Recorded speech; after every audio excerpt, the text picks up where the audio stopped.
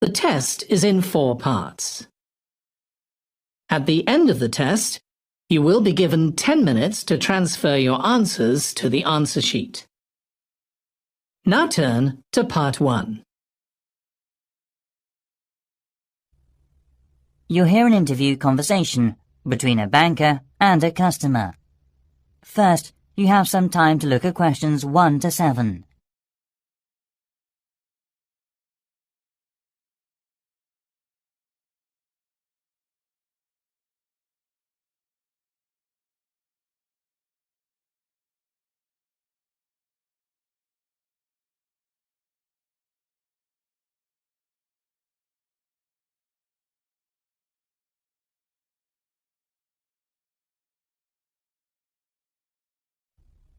Listen carefully and answer the questions 1 to 7.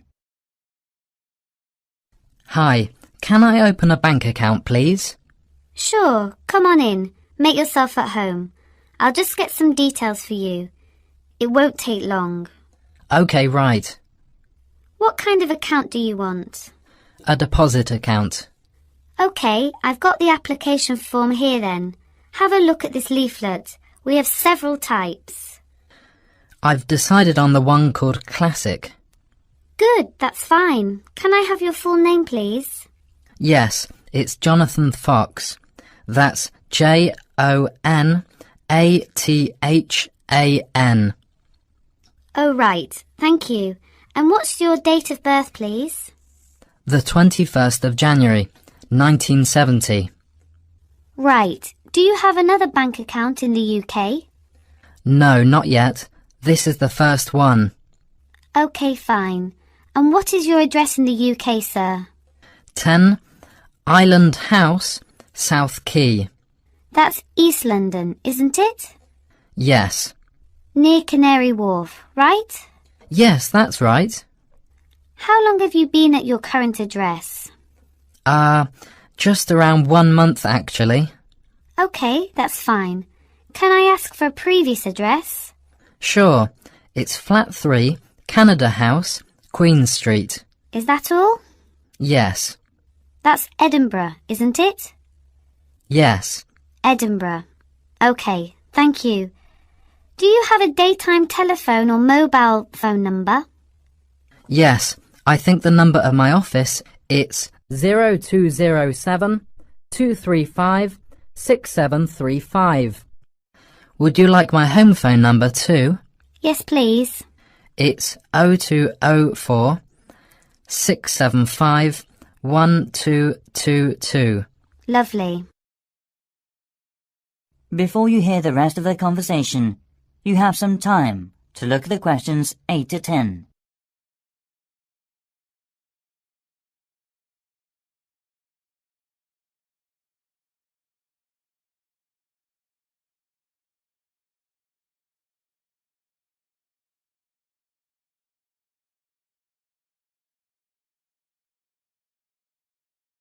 Now listen and answer questions 8 to 10. Right. What do you do for a living in the UK, sir? I am working at an English language school in central London as a tutor. It's my main job. OK. Now we usually ask for a piece of information for checking your identity, for security reasons, if you phone us. Sure. What name is your mother's first name? Because it's less likely to be known. OK, it's Monica. Thank you. Yes, Monica. It's Russian. OK, good. And how much would you like to open your account with? I've only brought £1,000. OK, fine. How often would you like to receive bank statements? I won't be needing bank statements. What about an online banking service? OK, just a moment, please. Can I check in the box on the screen? Sure. I was also wondering about a mortgage service. Sure. Can you just wait a moment? I'll introduce you to a mortgage marketing manager. Thank you.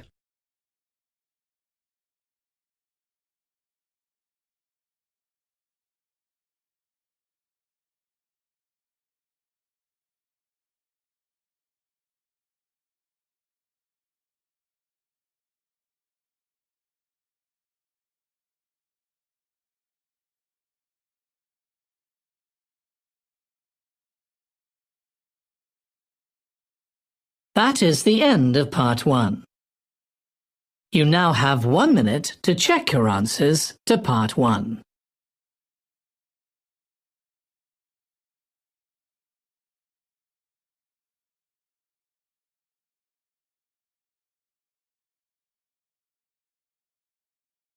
Part 2. You'll hear a tourism program, The Elizabeth House. First, you have some time to look at questions 11 to 14.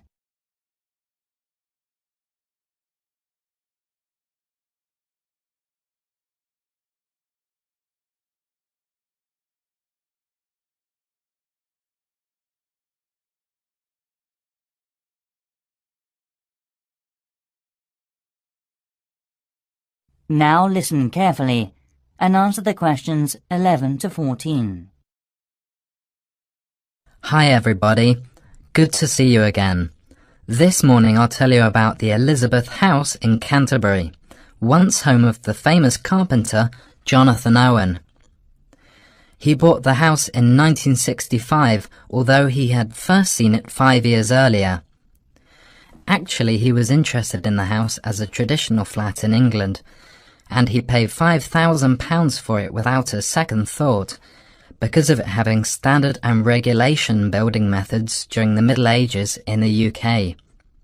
At that time, he had worked at the University of Canterbury as a head carpenter, who managed with a small building company. His professional success was abundant, but his family life wasn't so successful. His parents had suffered from diabetes and mental disease, and his brother Dan was ill with pneumonia. As you go up the path, there's the rose garden on your right, and you will find to your left an area which has interesting types of sunflower, as well as some lovely carnation. It is known as the sun rainbow and was designed by his brother Dan, who had studied gardening arts in Paris. The next destination is the Japanese footbridge, with exotic Asian mountain plants and fruit growing on it. Follow the path round to the second corner, and on your left you will see the entrance to the pear tree, with its 200-year-old branches. Go through the path until you've reached the front of the house. Now I'll give you a couple of hours to wander around this lovely building. Your tour guide will introduce and explain about its history and viewpoints to you. If you need to buy any of Jonathan's handbooks or other souvenirs, you can enter the house where you'll find the shop, which is located between the path and the watermill.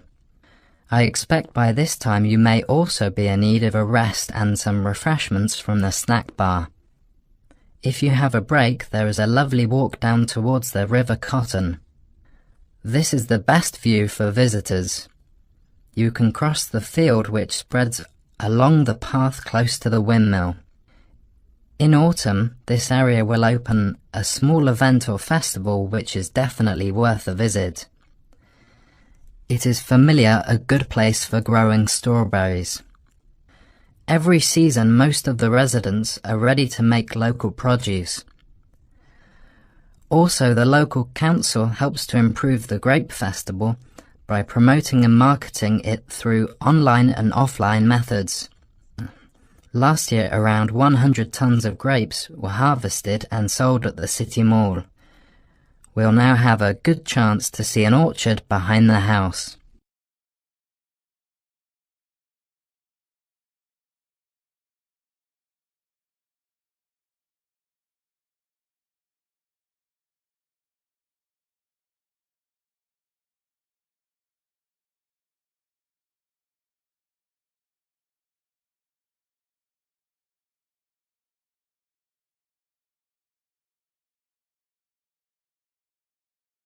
That is the end of Part 2.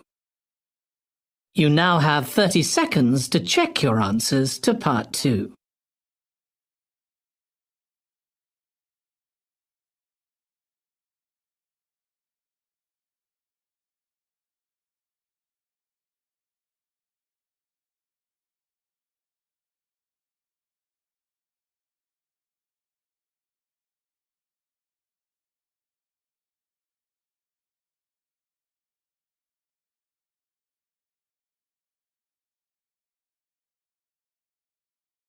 Part 3. You'll hear a conversation between students, Anne and David.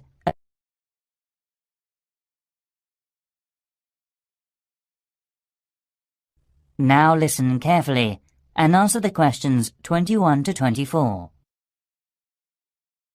Anne, we really need to get working on this gallery marketing assignment. We've only got 2 weeks left until the end of the month to set up. Right, so how about getting started now? We need to work through the instructions. Well, we must search for one area from tourism industries, like the museum or gallery. There are lots of sites online. What are they about? The National Science Museum, the History Museum, the War Museum, the Tate Modern Art Gallery, and so on. You got more? We've got plenty. I've got an idea to find out the best comment. Coming this Friday, we'll get more information at the London Museum because it shows all the visitors' guidebooks of museums or galleries in the UK. It also runs a small workshop about non-profit tourism industries marketing. Great. So after visiting there, we have to use research methods, such as telephone interviews, questionnaires on the street, or sending out emails.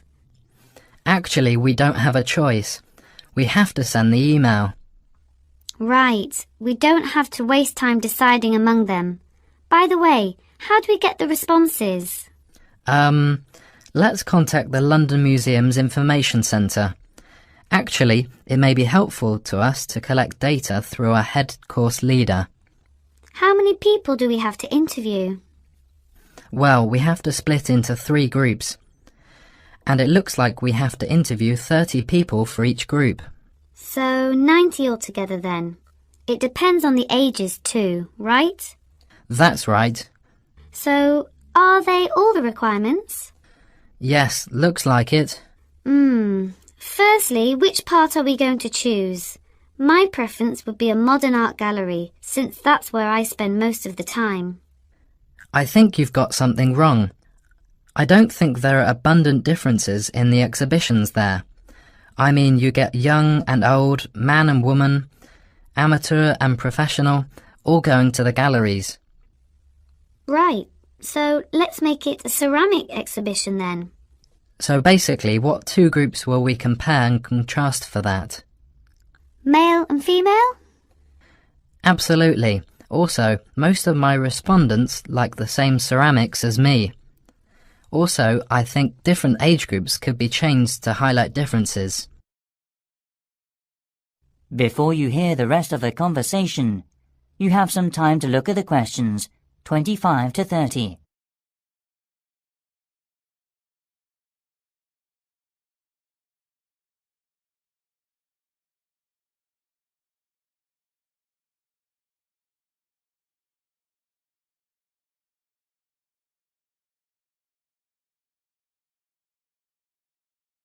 Now listen and answer questions 25 to 30.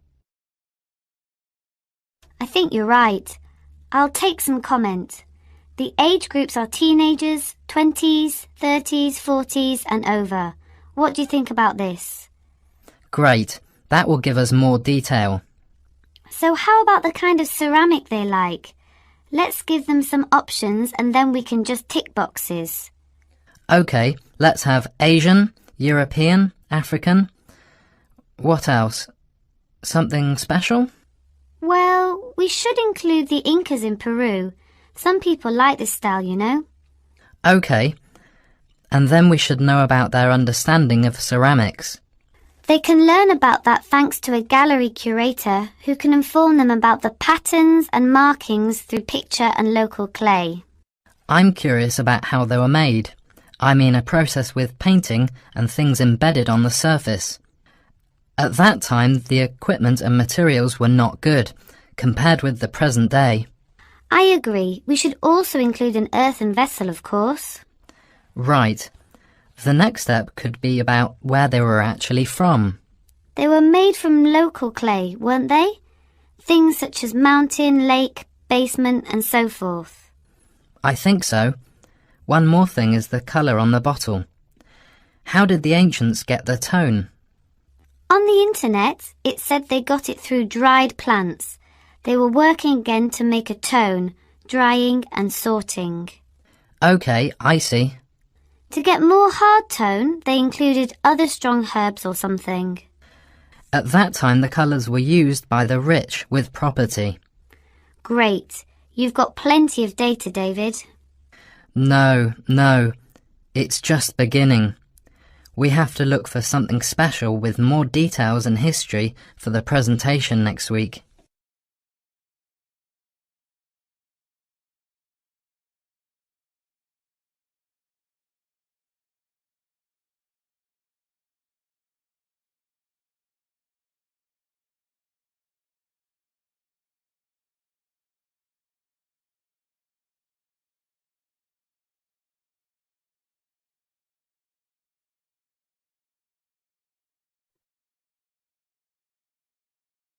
That is the end of Part 3. You now have 30 seconds to check your answers to Part 3.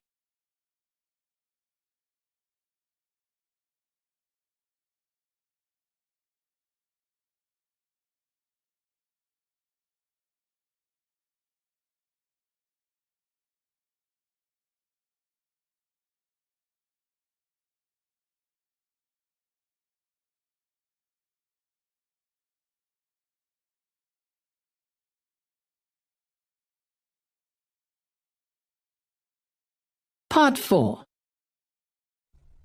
You'll hear part of a lecture given by a waste recycle management's professor. First, you have some time to look at questions 31 to 40.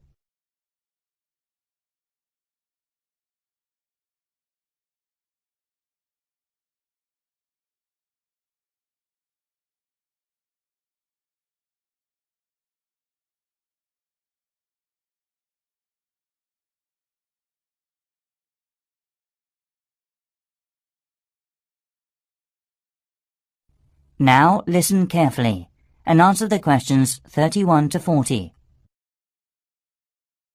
Hi everyone. This morning I'm going to talk to you about flea markets in England. At first we were surprised to learn that only 15% of people here in England make an effort to collect waste. That is lower than other European countries. Also, it might be falling within a couple of years' time unless the government makes a severe regulation for industries and local residences. The UK government's target means that by 2012, we must decrease our waste emissions by 45% compared with 2000. Local councils can offer support to meet that target by taking part in the National Green Campaign and investing in local flea markets. Most of all, these markets reduce waste emissions from landfill sites. A flea market, or swap meet, is a type of bazaar where very cheap or second-hand goods are sold or bartered for. It may be indoors, like in a warehouse or school gymnasium, or it may be outdoors, like in a field or under a tent. The flea market vendors display the goods used on the table for selling, such as a few unwanted household items to operate commerce, including a variety of used living products.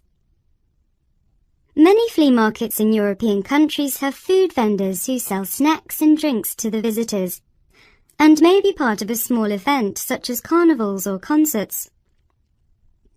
As part of our research, our team carried out a questionnaire with people in the local area.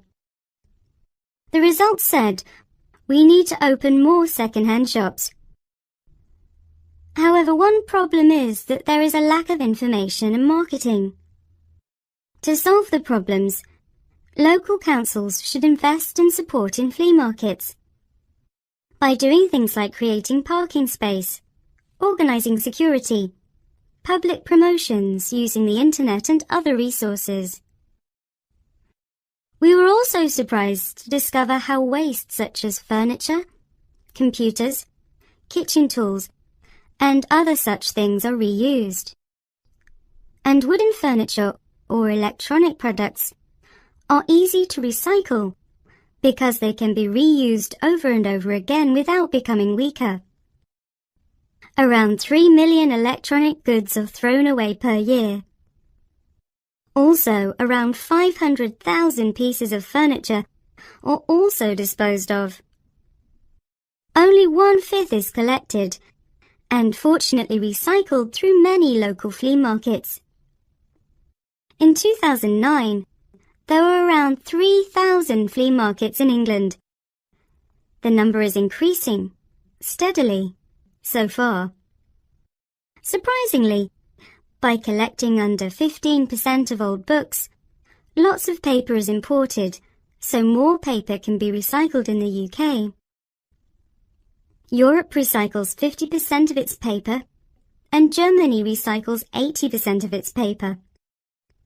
When recycling launched, there were quality problems, so it was so hard to reuse paper in office sheets.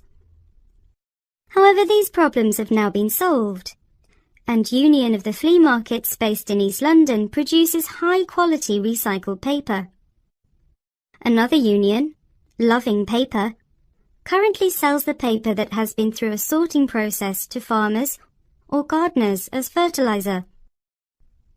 So, to sum up, there seems to be a number of activities that enable people to reuse waste, but the substantial problem is encouraging people to think twice about taking their waste to a flea market instead of throwing it away.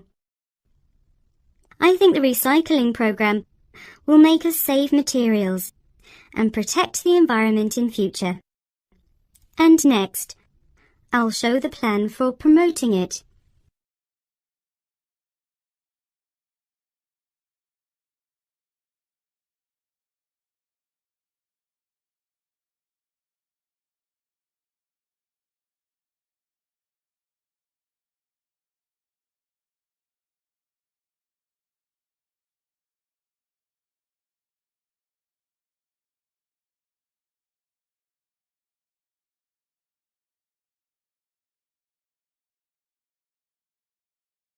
That is the end of Part 4. You now have 1 minute to check your answers to Part 4. That is the end of the listening test. In the IELTS test, you would now have 10 minutes to transfer your answers to the answer sheet.